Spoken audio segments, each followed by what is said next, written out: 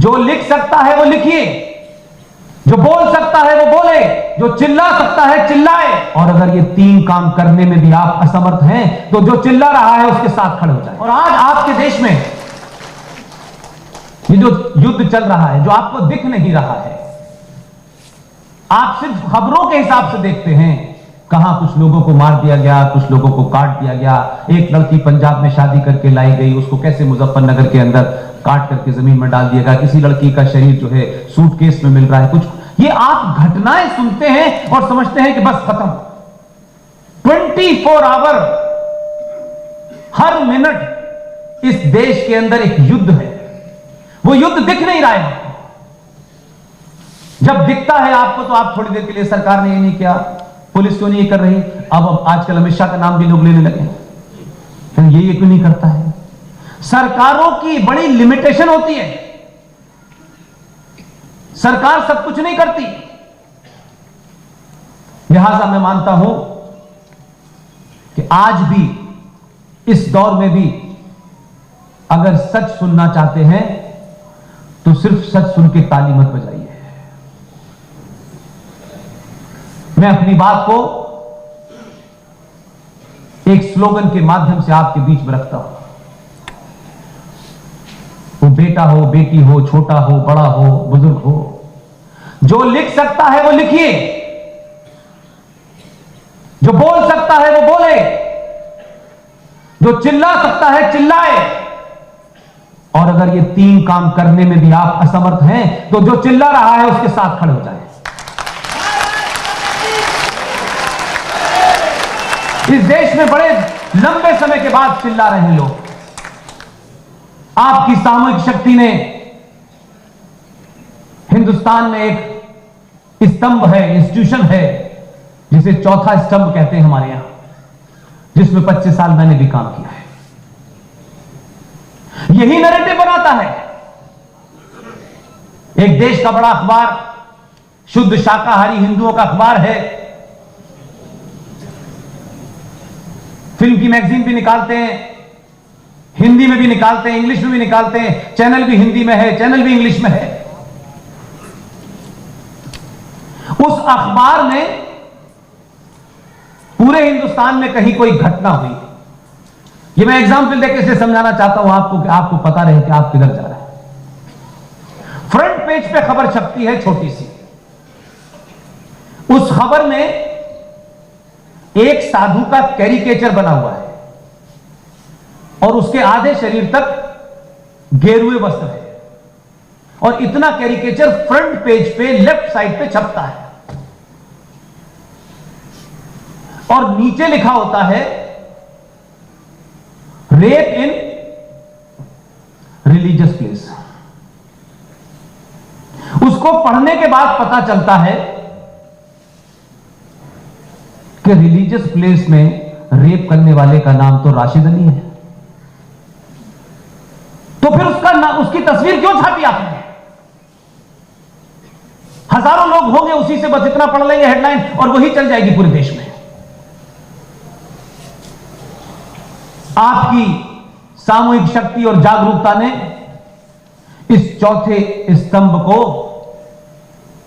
इतनी ताकत से हिलाया है कि आज हिंदुस्तान के बड़े से बड़े अंग्रेजी चैनल पर अंग्रेजी में राष्ट्रवाद बोला जा रहा है।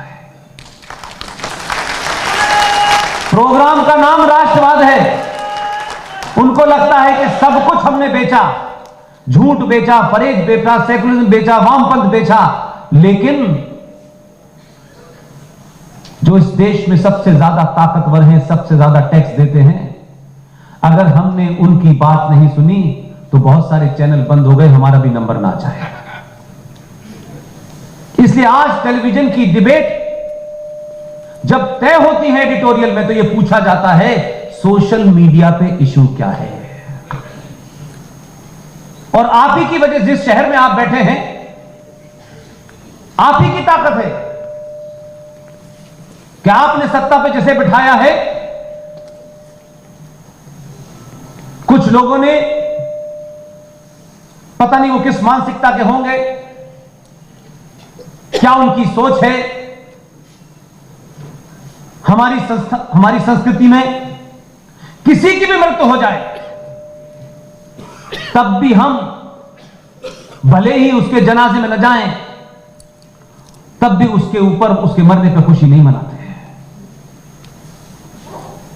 जनरल विपिन रावत के मरने पर, उस दुर्घटना पर इस देश के बहुत सारे लोगों ने, हजारों लोगों ने ट्वीट किए। किसी ने कहा पुलवामा का कातिल मारा गया, किसी ने कहा तेरा यही होना था। बहुत सारे कमेंट हुए, लेकिन यह सबको पता है जो शीर्ष पे बैठे हैं कि इससे गुस्सा लोगों में बढ़ जाएगा। आपने कोई मांग नहीं की, आपके आदमी ने सिर्फ इतना ही कहा। उत्तर प्रदेश का कोई भी आदमी सोशल मीडिया पर जनरल रावत के खिलाफ अभद्र और गंदी भाषा में जिसने भी टिप्पणी की, उसे वहीं से उठवा लूंगा।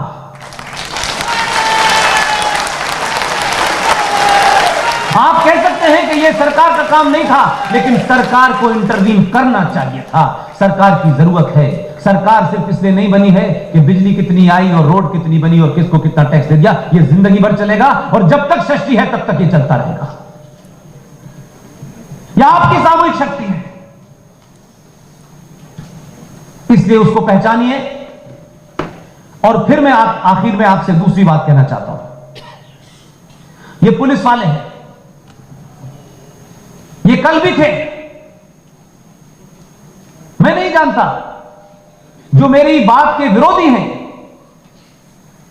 मैं उन्हें दावत देता हूं। वो किस पार्टी में हैं, कौन सी टोपी लगाते हैं, मुझे उसमें कोई इंटरेस्ट नहीं है। मैं किसी पार्टी का कार्यकर्ता नहीं हूं, किसी संगठन का कार्यकर्ता नहीं हूं। मैं जितनी भी बात कह रहा हूं, अवेलेबल तथ्य जो हैं, और ये तथ्य न मेरे घर पे बनाए गए हैं, न किसी राइट विंगर के बनाए गए हैं, न उन लोगों ने जिन्हें आप राष्ट्रवादी कहते हैं, न उन्होंने लिखे हैं। ये सारे के सारे तथ्य उन लोगों ने लिखे हैं जो हमें झूठा बता रहे हैं। कल काफी नारे वारे लगाए, मैंने सुना।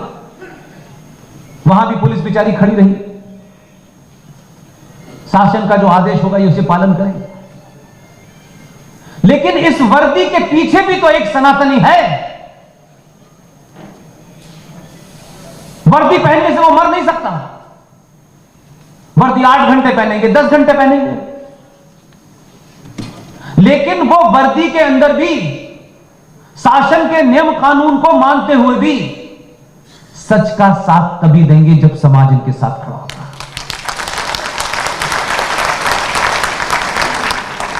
कुछ तो पैदाइशी पत्थर मारते हुए पैदा हुए हैं,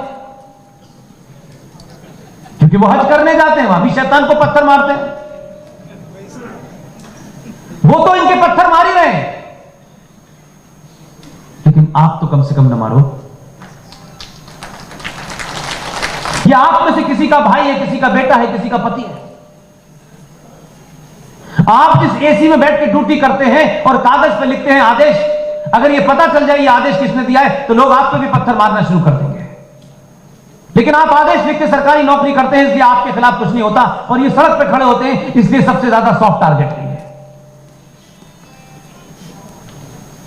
नहीं पूछा हमने कि भारत आजाद हो गया, आजाद हो गया। आज भी ये पुलिस 1860 के आईपीसी से चल रही है। कोविड हो गया, कोविड की नई दवा आ गई, डॉक्टरों ने नई दवा खोज ली, लेकिन इस कोविड को लड़ने के लिए जो पेंडेमिक एक्ट है वो 1897 का है।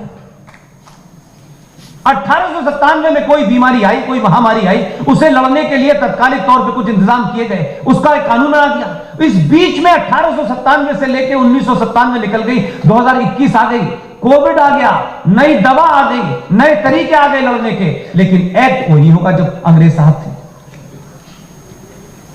1861 के पुलिस एक्ट से, एविडेंस एक्ट जो है वो 1861 का है। ये बेचारे जानते भी नहीं है कि थाने की स्थापना हुई क्यों थी, थाने बनाए क्यों गए थे। थानों का निर्माण ही गोरे साहब को अपने इलाके में पैसा वसूल करने के लिए जब वो आते थे तो उन्हें पुलिस चाहिए होती थी डंडे वाली। ये उनकी वसूली में काम करते थे, गोरे चले गए, ये बेचारे वसूली कर रहे हैं। अब ये बेचारे अपने लिए नहीं कर रहे।